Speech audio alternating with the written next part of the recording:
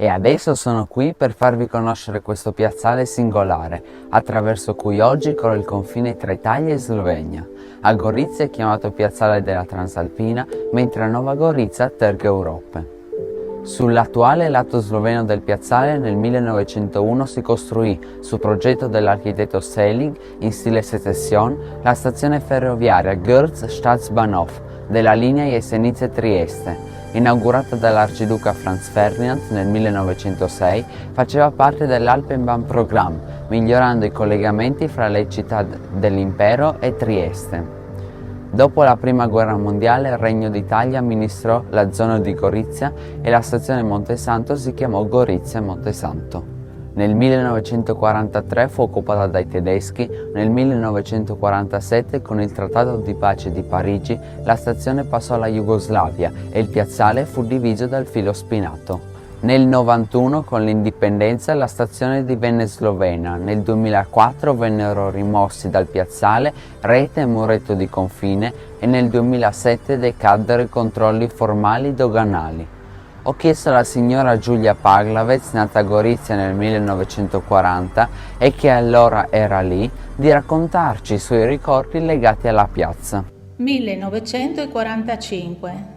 Tarda mattina di una bella giornata calda, limpida. La stazione Montesanto in fiamme. Perché? Bombardata dagli alleati. La mia casa si trovava a mezza collina della Castagnevizza e perciò, assieme ai miei nonni, abbiamo visto molto bene dall'alto la stazione bombardata in fiamme. Davanti a quella stazione io passavo tutti i giorni per andare all'asilo dalle suore Orsoline, in via Montesanto. I confini del 47 hanno diviso a metà la strada che passava davanti alla stazione, compreso il piazzale. Siccome la strada era diventata molto stretta per la divisione, questo posto veniva scelto per tentare la fuga dalla Jugoslavia all'Italia. Quando il treno stava per entrare in stazione, le persone, uomini, saltavano giù dal treno in corsa per venire in Italia. Purtroppo le raffiche di spari si sentivano molto spesso e ciò significava morte per il fuggiasco. Le persone che hanno perso la vita nel tentativo di attraversare il confine su questo piazzale sono state tante e nessuno sa il numero. A mio parere, questo piazzale dovrebbe essere chiamato Piazzale Vittime dei Confini.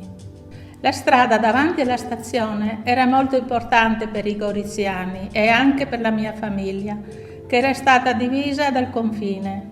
I miei nonni rimasti di là e i miei genitori con me e mio fratello passati notte e tempo in quella parte di Gorizia rimasta all'Italia. Nei primi tempi, la domenica si poteva passeggiare lungo il confine di questa strada per poter vedere da vicino i propri cari, non essendoci lascia passare. Io non vedevo l'ora che arrivasse la domenica per vedere i miei nonni, però potevo solo guardarli e senza poter dire nemmeno ciao. Sì, perché per poter camminare lungo il confine non era concesso né parlare né gesticolare. In tal caso si veniva subito allontanati dalle sentinelle slave di pattuglia, accompagnate da un cane lupo.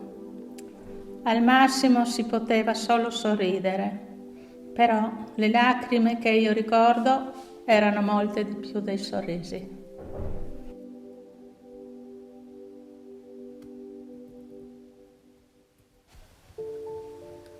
Mi chiamo Mose Komiec e sono bilingue, parlo italiano e sloveno. Vivo in Italia, a San Floriano del Coglio, paese appartenente alla comunità slovena.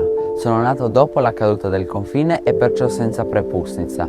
Non ho vissuto il dramma del confine chiuso e difficile, a volte impossibile da valicare, ma ascoltando le testimonianze dei superstiti capisco della fortuna che ho nel potermi muovere liberamente.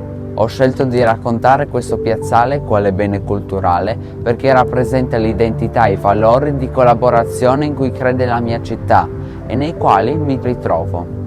Anche il presidente Mattarella nel suo discorso ce lo conferma.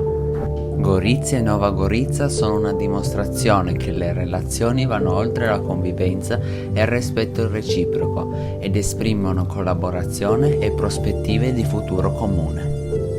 Il piazzale della Transalpina mi ha sempre affascinato perché nonostante l'alternarsi di bandiere diverse ha sempre conservato il suo ruolo originario, determinato come chi è nato qui a condividere la speranza espressa dal padre della poesia slovena. Živena si narodi, ki hrepene dočakadan, da koderson se hodi, prepiri sveta bo pregnan, da rojak, prosbovsak, ne vrag, le sosed bo mejak.